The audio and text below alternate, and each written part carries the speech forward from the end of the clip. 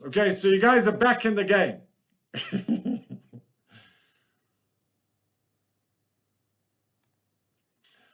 Hi guys, this is Crazy Teacher Nick coming to you on a much requested video. I'm here with some of my own students. They've joined me on this video. I'm really excited about this one. Okay, today we're going to be focusing on textual analysis and how to quote. Before I go any further, I want to make sure that you guys have liked the video and that you subscribed. So please guys, the more people that like the video, the more of you that are subscribed. We had 1,400 subscribers. The more people we're going to be helped. Don't be selfish, okay? Please subscribe so that we can make sure that we get these videos out there. Share, share, share. So textual analysis. Paper 1, question 2. So you finished your 1A, you finished your 1B, okay? The most important thing I need you guys to keep in mind is do not waste time on your comparative analysis, okay? 60 minutes is the most amount of time you want to focus on your comparative analysis. The text analysis is worth 25 marks, and it's much easier to get your marks in that textual analysis question 2 of paper 1, okay? So do not, if you're going over that 60 minutes, okay, you need to basically stop and move on to the text analysis, okay? So paper 1, question 2, textual analysis, the steps.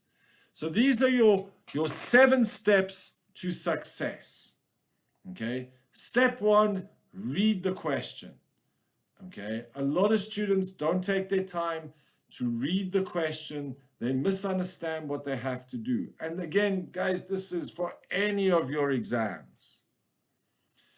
Then step number 2, read the text at least 2 or 3 times.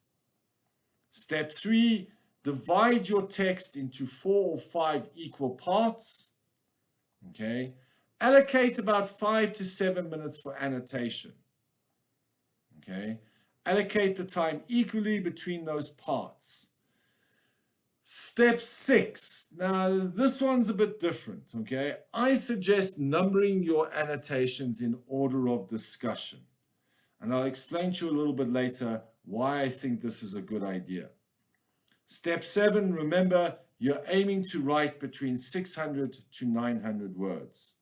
Step 1 to step 6 should take you about 10 to 12 minutes, which should give you then the full 60 minutes to write out your textual analysis.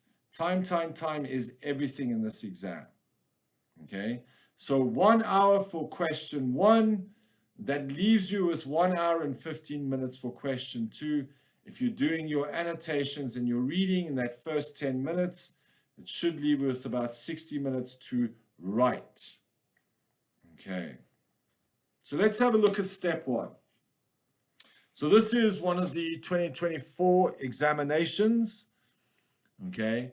So I said to you guys, first thing you need to do is read the question. Make sure you understand exactly what the question is asking of you.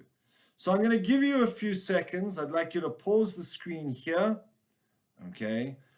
Pause it and read through the question and give yourself some time to basically make sure, what is the question asking of you? Okay.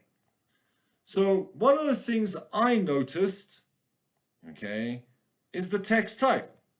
It's an article, okay? Another thing I noticed is that it's an online sports magazine. So that is helping me think about the audience. The article features an interview, so I've got to keep interviews in mind as well. So I've got articles and interviews. These are 2 different text types. I got to think about their conventions, okay? And it's about a South African cricketer, Shabnim Ismail. Now, because it's South African, it's quite possible that it's got some South African English in the text. So I want to keep that in mind. Although it says it in every single textual analysis, do not ignore it. Okay? It says focus on form, structure, and language.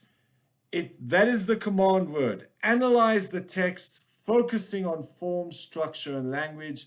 And remember, this question is 25 marks, which is a quarter of your overall mark. It is important. Okay. So, recap. It's an article. What are my key conventions of an article? Do you know your key conventions of an article? It's an online article in a sports magazine, so the language is likely to be informal. The audience, sports fans or cricket fans. Okay. The interview. So do you know your key conventions of an interview? Remember what I said about the South African? Look out for those colloquial words. Okay, it's going to be about cricket. Okay, so think about lexical fields of sport or lexical fields of cricket. Do not go into your text blind. You want to be thinking about what devices, what effects are there before you start annotating your text. And these are just some of the ideas I came up with. Okay, so that's step number one. Step number two. Okay, read your text. First time that you read it, you're getting an overview. The second time you're reading it, you're looking for that more important content, the details within the text. Okay, do not start analyzing your text from the first read. You've got to first have a good overview of what the text is about. Okay, the second time you read it, you're going to find those details popping out at you. You can start thinking about form if you like, okay? But don't let it distract you from understanding exactly what the text is about. Okay, step number 3, 4, and 5, okay? They all come together. So you're going to divide your text into parts, okay? Now, it's not a science, you know, English is not a science, it's just an art, okay? So split the text up where it makes sense. You want to split it into about 5 sections, giving yourself about 60 seconds per section for your annotations. Okay, so 60 seconds, 5 sections, do the math, okay? That's going to be about 5 minutes. You're looking for structural devices and language devices, okay? If you try and annotate your text from top to bottom, you might get stuck, bogged down at a specific section, and you might not annotate your entire text with the same balance and intensity. And this is why forcing yourself to take the sections, focus on that sections, you can do a lot of annotation within 60 seconds. I'm going to prove it to you in a second. Okay, so break your text up into separate sections. 5 sections, 60 seconds, that's 5 minutes, okay? Annotating structural devices and language devices. It forces you to annotate the whole text rather than basically getting stuck in 1 or 2 sections. Step number 6, now I said this was coming back, is numbering your annotations, okay? This is a suggestion. Your teacher might think differently. I think that it might be a good idea. It's something that basically works for me when I'm doing this type of task. Okay, so I've annotated everything in my text. Remember, 5 minutes of annotations, and I'm now going to decide which of the devices within the text I'm going to be discussing. There's normally going to be more language devices than structural devices. So I want to find a structural device in the beginning, the middle, and the end. And then the language devices, I'm going to number those in order of confidence. Okay, and I say in order of confidence because I might be able to discuss a simile better than I might be able to discuss onomatopoeia, for example. So I want to make sure that of all the different annotations that I've made in my text, that I'm going to be discussing the strongest ones in terms of structure and language, okay, so that I come across as confident, clear, and precise. You can concentrate on those devices that you discuss best using the PEE or the PQE or the PETA. This is your point, evidence, explain. It also helps you manage your time. So you know I've got these 10 or 12 language devices that I'm going to be focusing on, these 5 or 6 structural devices, and these form, and we'll discuss form again a little bit later on. Okay, what I'm going to be discussing in form, but I know that within my time I can spend 10 minutes on language devices or 20 minutes on language devices, 10 minutes on structural devices, 10 minutes on my form. Okay. I think it's more effective than writing out a whole plan because you're working off your annotations. You know which annotations you're going to work at. Okay. And I heartily encourage, even if now at this stage, couple of weeks before exams, okay, just practice your annotations. The faster you are, the more confident you are at annotating, the better you're going to be. You can use your own abbreviations or your own secret codes, okay? Remember that the annotations, they're for you. The examiner will never see it. Those annotations are for you. So however you secret code it, abbreviations, you don't have to write out long annotations and you think it must just make sense to you. So form, structure, and language. What is form? Because it's difficult to understand what form is. So I went to Google and I said to Google, what is form? And Google said this: form is the shape, is the structure, is the appearance, is how all of the ideas are brought together. The form is the specific shape or form. A lot of repetition on the Google. So let's explore it a little bit further. Okay? Things you want to keep in mind when discussing form. Now, this is not a precise thing. This is not an exact thing. It depends on whatever text you have been presented with. Okay? So context. Do you want to show your examiner an overall idea or main idea of what the text is about? Audience is part of form. Audience affects the register, the formality of the text. So you want to think about the formal, informal, or semi-formal based on your audience. It's part of form. Think about your purpose. Is it to persuade, to inform, or entertain? Perhaps you want to discuss the overall tone of the text or the overall mood of the text.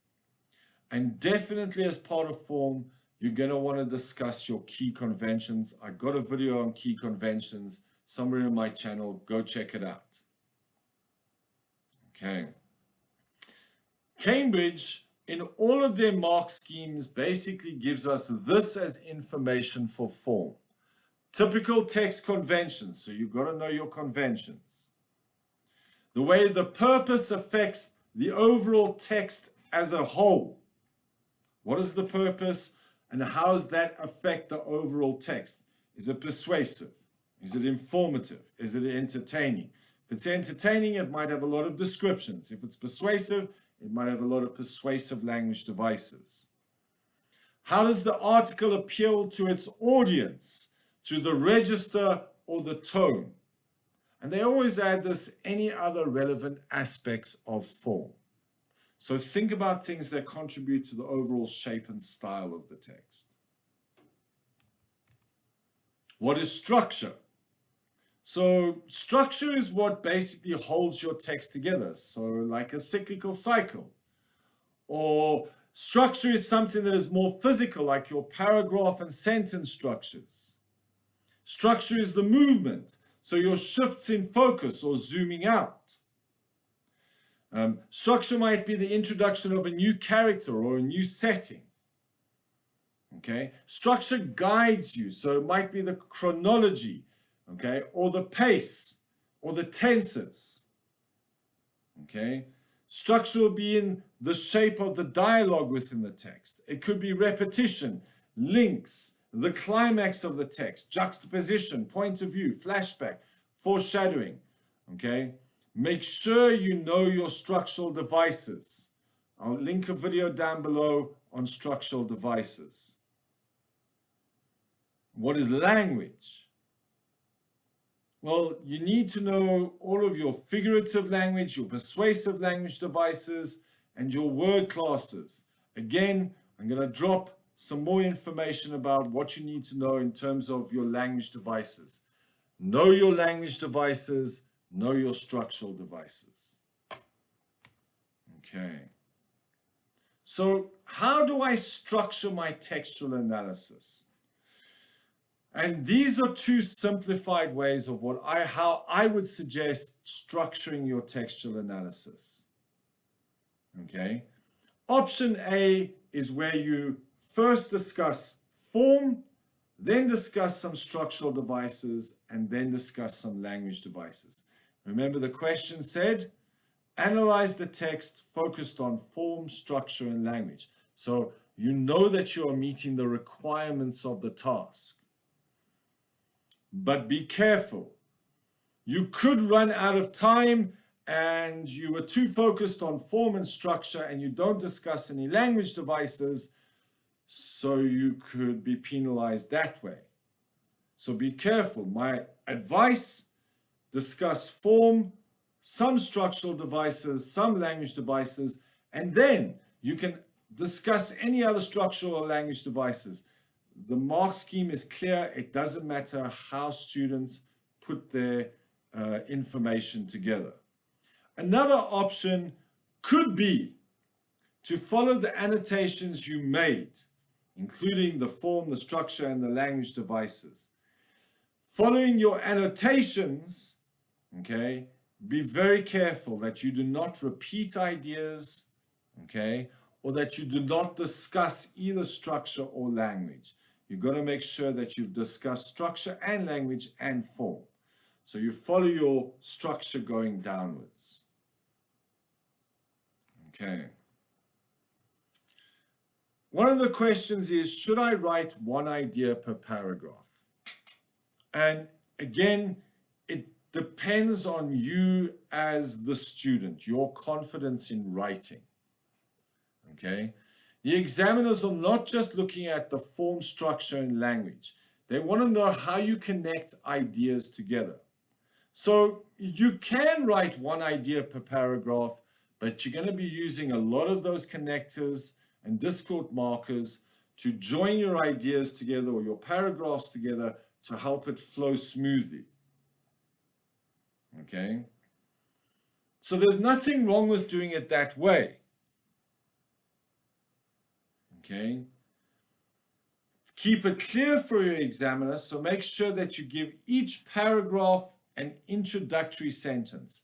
Whether you have joined two ideas together, perhaps it might be a metaphor and a simile, discussing how comparison is used by the writer through the use of a simile and through the use of the metaphor. But then make sure that that is clear, that that is what that paragraph is about. Give your paragraphs that supporting sentence to show that you know how that device or how those devices work. But they've got to have a connection. So in other words, you don't want to be putting necessarily a structural device and a language device in the same paragraph, because then you could be diluting the effectiveness of your paragraph. Okay?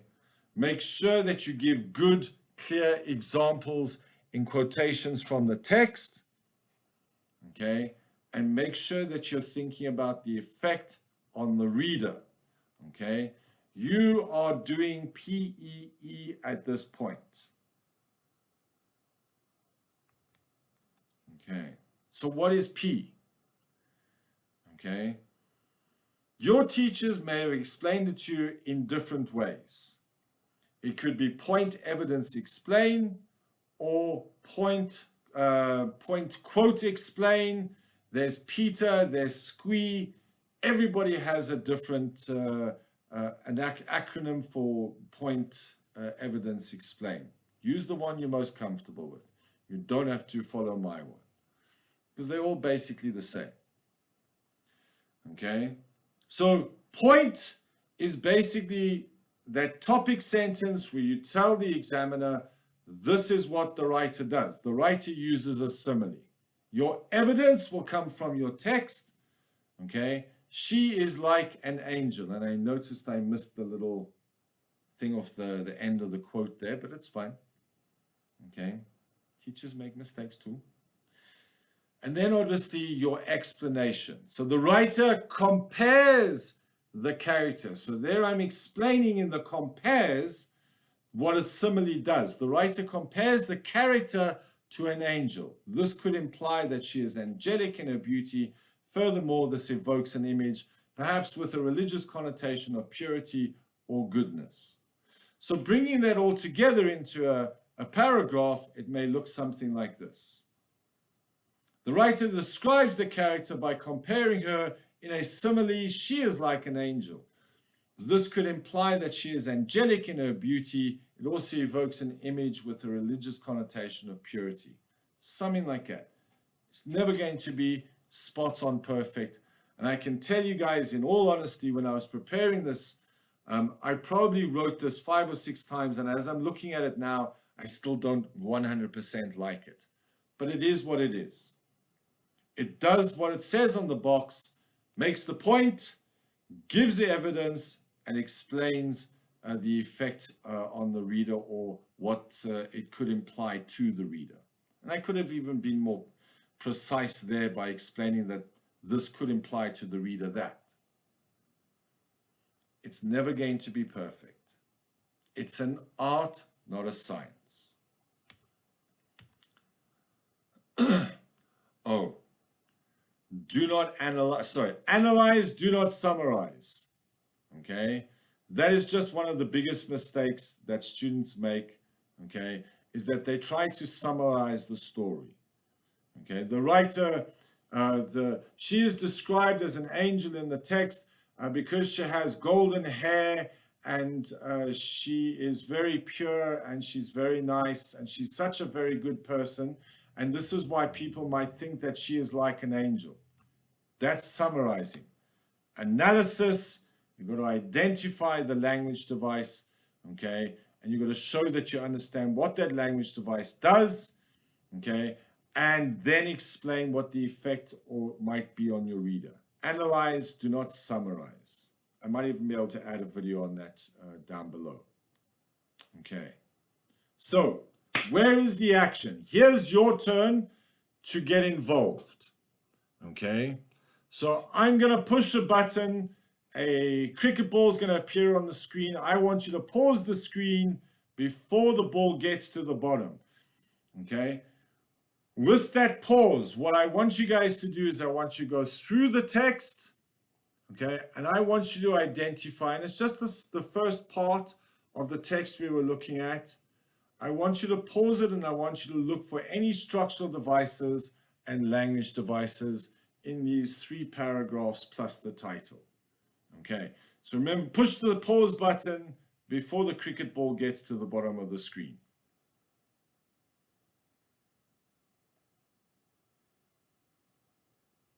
Okay, so you've paused the screen, you've come back. Okay, so maybe you got the same ideas as me, maybe you got some different ideas to me. Okay. Here are some of the language devices that I was able to see within these 3 paragraphs. Okay. There was something I noticed in the title. There was something I noticed in the subheading or the subtitle. And then something I noticed in the first paragraph. Can you guess what it is? Now I want you guys to think about your language devices. Your structural devices. What structural devices did you see in the text? Okay. Here are some of mine. See if you can guess why I'm highlighting these. Structural devices.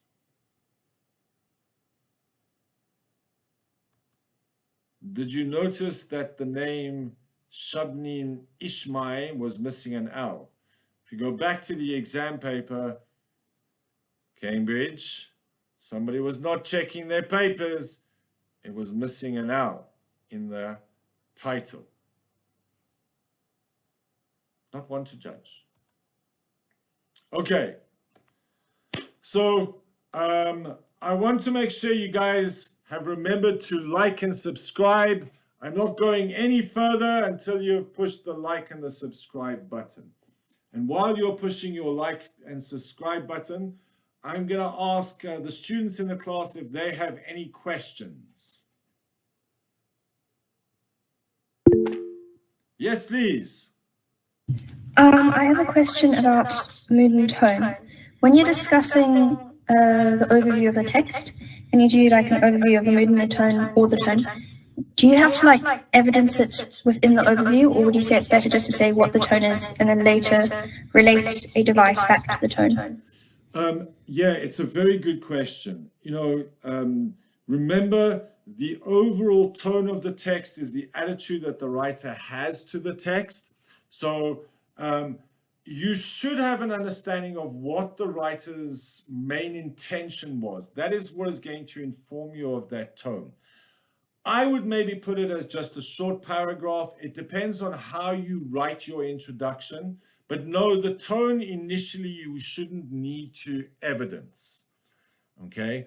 You could show an overall understanding of perhaps, of something in the text that basically shows the overall tone if you wish. It's not, you don't have to be committed to it. Okay? You would more be talking about how the overall tone, say, is melancholic.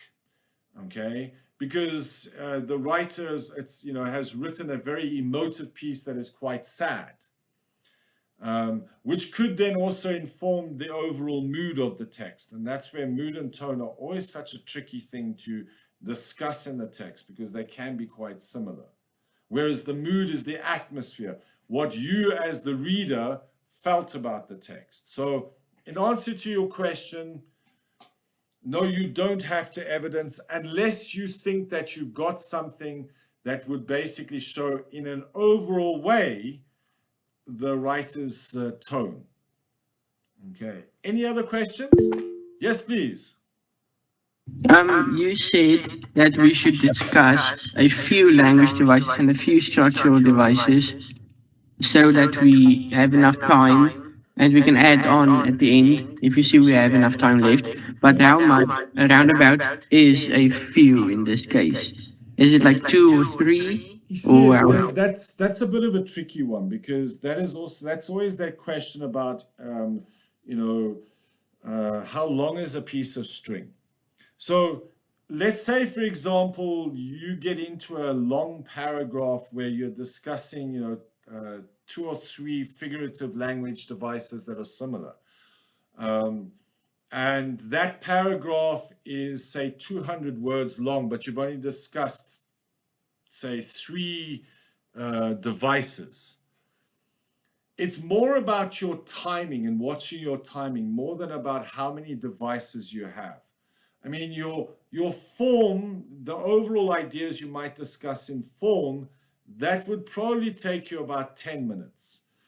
The discussion around your structural devices, I would expect that to take you around about 20 minutes, 10 minutes, 10 to 15 minutes, let's say. And then you've got language devices, which probably will take you right up until the end. So if you are worried that you're going to run out of time and not have enough time to write about the language devices, and you've got to shorten the amount of structural devices you discuss, it's all about watching your clock. So when I say a few watch your clock and assess yourself. Excuse me, if that makes any sense. That does. Thank you. Okay, any other questions? Everybody hopefully has liked and subscribed by now. Okay, so let's move on. So, from the text that I looked at, okay, thinking about form, okay, I thought that I was going to focus on audience and register was one of the things talking about the Shabnim Ishmael text. So this was a paragraph I wrote, okay, on audience and register. This might be the way I start. I could start with my paragraph on typical conventions. I could even start with tone. It doesn't really matter because it's all part of form. Okay, so under audience and register, I wrote, the audience are cricket fans. This can be evidenced by the common theme of cricket throughout the text. The secondary audience may be Ishmael's fans, as the writer provides background information about the writer's life in a biographic style. This could also show the writer's expertise in the area of cricket. Okay, so that is my discussion, the way I write in kind of discussing the audience and the register. That was my focus when I wrote that paragraph. Moving on to key conventions. So I would have this as a separate paragraph. For me, it's just easier and more precise. It's also clear to my examiner that I'm talking about conventions. So I wrote, typical conventions of an article are evident. Okay, so there I'm referring to the conventions of an article, the writer's use of first person and present tense when directly addressing the readers, or the exploration of past and present events that are newsworthy, which is perhaps less typical but still effective overall. Okay, so I'm just showing the examiner that I know my key conventions. Okay, I haven't put in an evidence of first person or the fact that the text is written in present tense. This is part of my form because I may discuss tenses later on in the text, or I may discuss past and present tense, but at least I've shown the examiner that I know what my key conventions of an article are. The last one I thought I'd do is tone because it's one that's for me a little bit more difficult. So this is what I tried. The overall admiring tone of the text with its rags to riches feel takes the reader on a journey of Ishmael's rise to glory from humble beginnings. My focus being on the tone being admiring, because I felt that the writer was admired Shabnim Ishmael for what she had to do, the way that she went from her humble beginnings to obviously rising to be representing Southern Africa as a country. So how would I set this in a text or in a paragraph? I might just do it in these short paragraphs, or I could have started with tone and then furthermore the audience and also typical conventions and make that into one paragraph. Okay, there's no specific way to do it. Remember, you got to choose the way that is easiest and most comfortable to you so that you sound confident in writing for your examiner. In the language devices, okay, so I saw a pun, I saw contrast, and I saw direct address. So this is what I kind of decided. Okay, in the title, there was the pun fast times. Okay, there's contrast. So there's contrast in the phrase from playing in the streets with the boys to becoming a speed demon feared by batters across the world. So that was something. Okay, then I saw the direct address of the audience within the other paragraph, paragraph 2. I also noticed in those first couple of paragraphs that there was a lexical field of cricket in the words batter, bowler, and series. I'd have to know something about cricket. Okay. So those were some of the ideas. So how did I put these together? Okay. So focusing on the pun, this is the paragraph I wrote around that. The writer immediately introduces wordplay, or a play on words, however you want to put it, in the title with the pun fast times. This implies that Ibnam or her rise in women's cricket has been quick, okay, or meteoric, and is played off the fact that she is a fast bowler. This creates a relaxed and informal register from the start. Okay, so that is my focus on the words fast times in the title. Okay, then because now this is one idea, so then I thought, okay, a separate paragraph about the direct address. So I start my paragraph with next, the writer uses the personal pronoun you to directly address the reader from the beginning. This engages the reader, challenging them with, oh dear, obviously I typed this once or twice, challenging them with the semi-formal, you won't be surprised, or you are unlikely to maintain the reader's interest. Kind of reads funny now that you say it aloud, but it's written, the reader's going to be reading it, and again, punctuation is everything here. Okay, so my focus here has been on the personal pronoun you to directly address the audience, and I've evidenced that. I only needed to evidence it once. I evidenced it twice so that you can go back to the text and see where that direct address is. Later, so a new paragraph if I wanted to, okay, or I could have this in a separate paragraph. Later, the lexical field of cricket with the associated lexemes, for example. So I've used, for example, batter, bowler, and, so that is not a word that's in the text, so I've put it in the brackets to try and embed the ideas. So later, a lexical field of cricket with the associated lexemes, for example, batter, bowler, and series, show the writer's knowledge of the sport, creating confidence in the reader. Okay, so those are just some of the ideas that I got in that very first two paragraphs that I showed you a little bit earlier. You can go through the whole text, okay, and annotate the whole text and think about what you're going to discuss. Structural devices, okay, yeah, I kind of cheated a little bit here maybe. I noticed that basically the title, it's a structural device. It's quite an easy one. So I thought I'd discuss that. And then the shift between anecdote, between the anecdote of Shabnim Ishmael and the interviewer, and you'll see how I'll do that. And you can scroll back in the video to basically see where that appears on the text. Oh, sorry. So the use of the title to introduce the article, this is what I wrote. The writer's use of a strong structural attention-grabbing headline, Fast Times with Shabnim Ishmael, with an L, engages the reader directly, informing the reader of the main content of the article. Now, I could, at this point, if I wanted to, then talk about the pun or the play on words, because those ideas go together. Yes, it is a structural device and a language device, but my focus has been on the title. So I could join those two ideas together if I wanted to.